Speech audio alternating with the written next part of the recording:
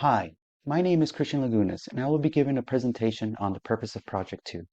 The purpose for this project was to refactor Lessons 3 guest game and implement a state design pattern, removing the enumeration and implementing an interface for the design pattern.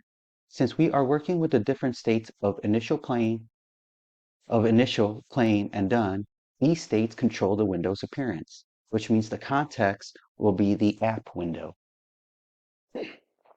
Let's take a look at the UML diagram to see how this works.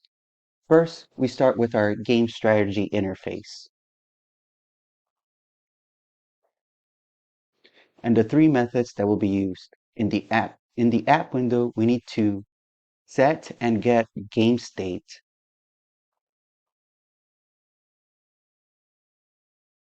And implement the functions to go to the next window and update the window and canvas through these four implemented methods. Go next will go to the next screen from the current screen. Update window and update canvas will update the context of the current window to the next. When we start playing the game, the initial screen has been set as the default.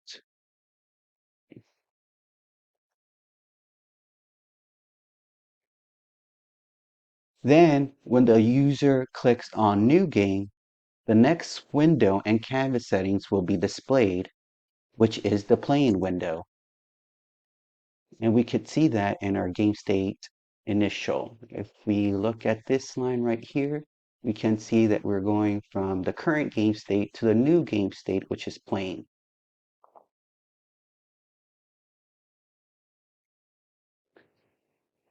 And then in our update window, we have all the functions for the buttons, whether they are true or false.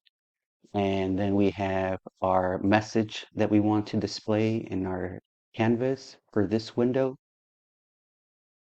So why don't we go ahead and go to our playing window. So in our playing window, we can see that from our current window, we're going to go to our new game state done. So that is going to be the next window that we go to. And we have set all of our functions for our buttons, whether they are going to be enabled or disabled.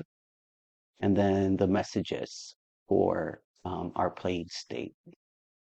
So then when we hit next, we'll go to game state done.